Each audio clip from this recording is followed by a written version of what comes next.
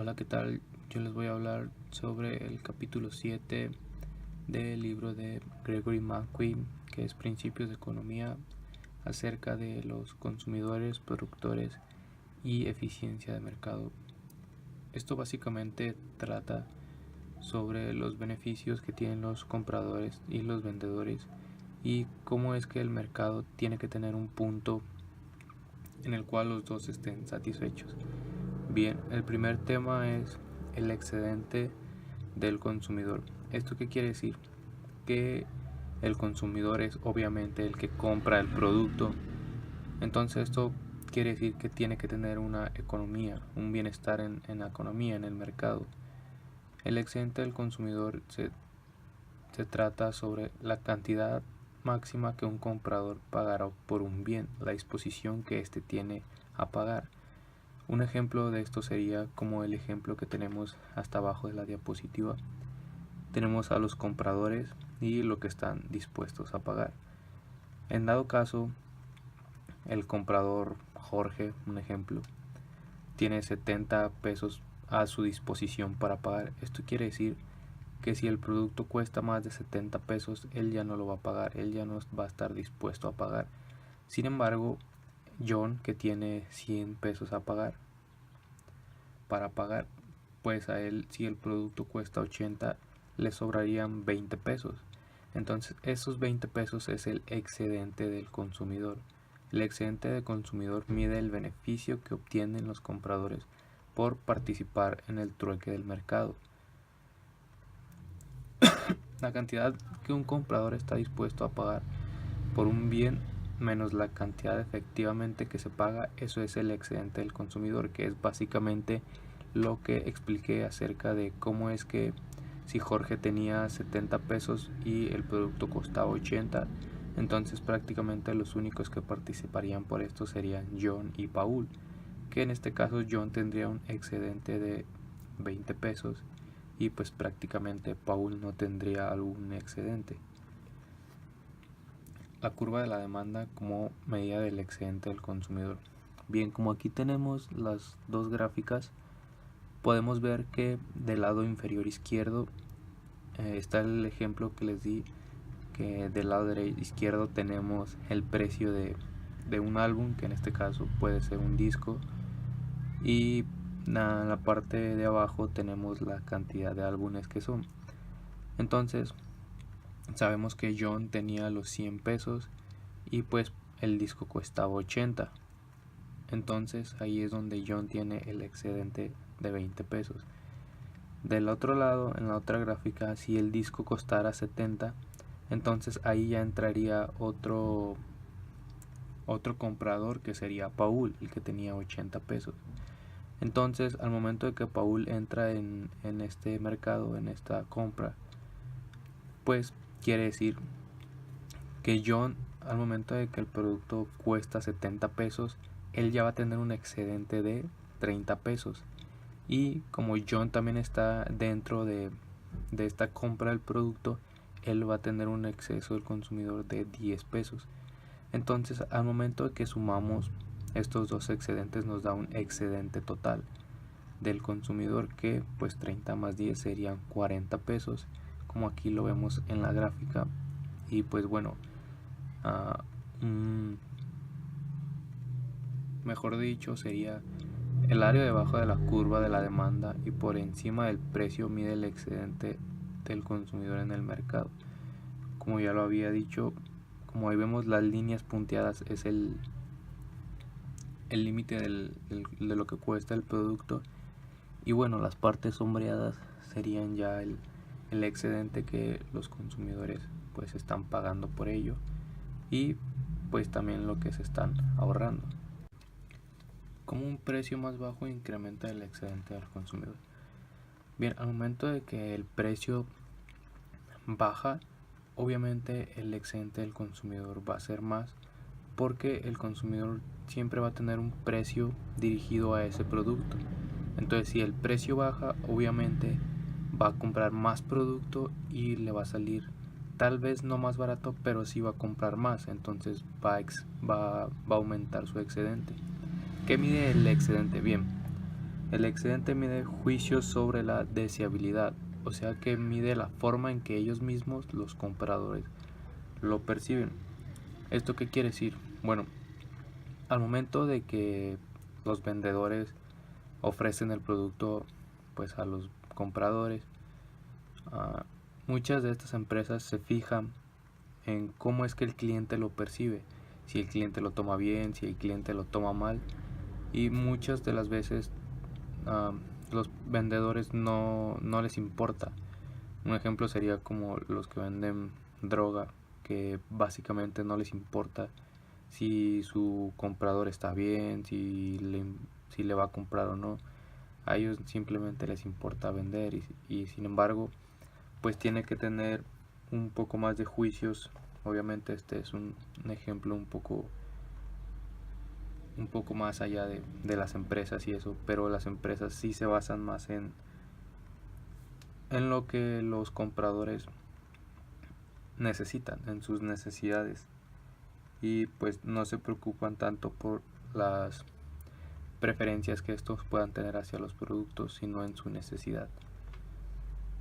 Bien, el excedente del productor.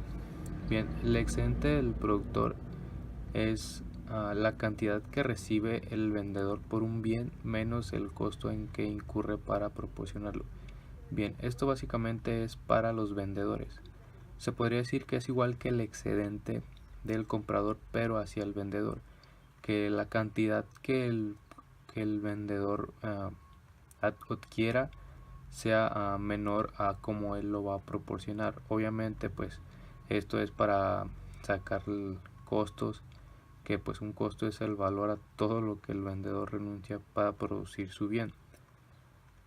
Y bueno, aquí tenemos unos ejemplos de las diferentes vendedoras. En este caso ellas van a pintar casas y bueno, sus servicios más todos sus productos pues ahí vienen integrados, como brochas, pinturas o cualquier otro material que necesiten.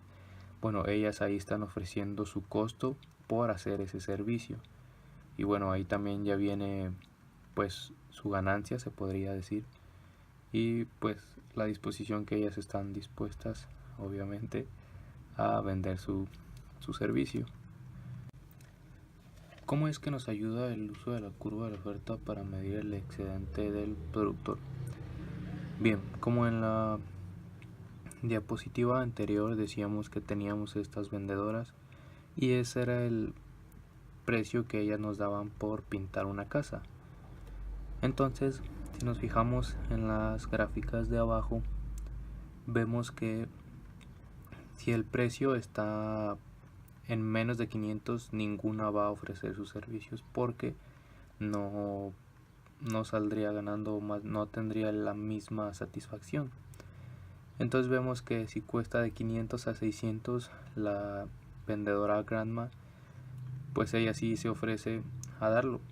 ¿Y qué se refiere al excedente del productor? Bueno, en la gráfica de la derecha vemos cómo es que al momento de que Grandma da su servicio y ella está dispuesta a hacerlo por 500 pesos, si a ella le ofrecen 600, pues ella encantada de hacerlo.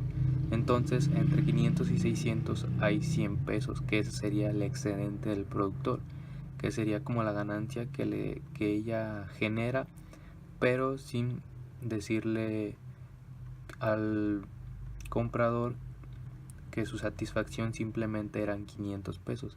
Si a ella le dan 600, pues adelante y lo va a hacer, y ya tiene un excedente de productor de 100 pesos que le beneficiarían a ella. Y bueno, mientras más sea el costo, pues más cantidades de vendedoras van a seguir saliendo. El vendedor marginal es aquel que si su precio está debajo de lo que ella pide, se sale de este mercado. Como las vendedoras María y Frida, que son de las de mero arriba, si a ellas les ofrecen, no sé, 600 pesos por hacer su trabajo, ellas son vendedores marginales porque no lo van a hacer, es menos de lo que ellas están pidiendo. Entonces pues se van se van a salir de este mercado. Y bueno, mejor dicho, sería el área debajo del precio y por encima de la curva de la oferta mide el excedente del productor en un mercado. Bien, la eficiencia del mercado. Bien, básicamente la eficiencia de mercado es medir entre el excedente de productor y el excedente de vendedor, y que todo esto lleve un fin. Es el planificador que debe decidir cómo medirá el bienestar económico de la sociedad. A este planificador y a esta medición se le llama excedente total, que básicamente es lo que tenemos al momento de hacer el excedente del vendedor y del excedente del comprador. Y bueno, cuando esto se maximiza de una manera correcta, pues se dice que se hizo de una manera eficaz o que tiene eficiencia. Porque si no, al momento de que un vendedor pues da su producto, más sin embargo el comprador no ofrece lo mismo que el vendedor le está pidiendo, entonces ahí no hay una igualdad. Y bueno, cuando hay una igualdad es el punto en que los diferentes compradores y vendedores en el mercado tienen el mismo nivel de bienestar económico. Y bueno, eso sería la eficacia en el mercado, que básicamente es un plan social para que tanto el comprador como el vendedor pues reciban lo mismo, reciban la misma eficiencia y la misma igualdad. ¿Cómo se evalúa el equilibrio del mercado? Bien, en esta gráfica podemos observar el excedente del consumidor y el excedente del productor. Bien, del segmento del A al E, que es la cantidad o el punto de equilibrio, se podría decir que son todos aquellos compradores que valoran más el bien que el precio, o sea que sí están dispuestos a pagarlo. Entonces la línea que sigue del E al B, pues ellos ya no participan porque no están en un equilibrio del mercado del cual se pueda mantener un orden. Y al igual que el excedente del productor, lo podemos ver de color rojo. Bueno, este segmento del CAE son los vendedores que tienen costos menores que el precio para producir y vender el bien. Estos igual están dentro del equilibrio de mercado, porque pues sus costos pueden ser alcanzados por los compradores, y pues ahí el mercado todavía sigue en equilibrio. Sin embargo, del E al D, estos son los denominados anteriormente vendedores marginales, que pues sus costos son demasiado altos que el comprador pues obviamente no va a ofrecer. Entonces pues prácticamente se saldrían del equilibrio del mercado y pues no los tomarían en cuenta para este tipo de mercado en el cual se podría dar cualquier tipo de producto. Bien, la eficiencia y las fallas del mercado. Como sabemos, los mercados son altamente competitivos y todos los días tienen que estar en competencias. Sin embargo, hay diferentes fallas en las cuales estas se pueden envolver. Una de ellas es el poder de mercado. Esta básicamente es que uno o dos vendedores son los que controlan los precios de ese mercado. No hay un precio establecido en el cual todo el mercado se haya puesto de acuerdo para ponerlo o establecerlo, sino que una simple persona es la que dice pues este va a ser el precio y pues se aguantan. Otras son las externalidades, que esas no tienen nada que ver con la empresa, sino fuera de ella, o básicamente fuera de ella, como pues las lluvias, los diferentes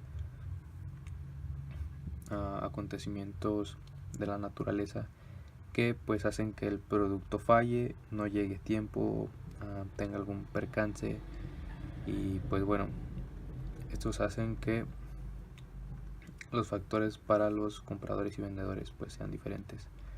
y fallas del mercado, que estas básicamente se basan en políticas, en las políticas del cual el mercado está asociado. Y bueno, si estas políticas no se respetan, pues va a haber una falla en el mercado y no va a haber eficiencia en este. Bueno, de mi parte sería todo. La referencia obviamente al autor es Gregory Mankiw. Su libro es Principios de Economía, la editorial es Senage 2012, es la sexta edición, y yo les hablé sobre el capítulo 7, que hablamos de consumidores, productores y eficiencia de los mercados. Gracias.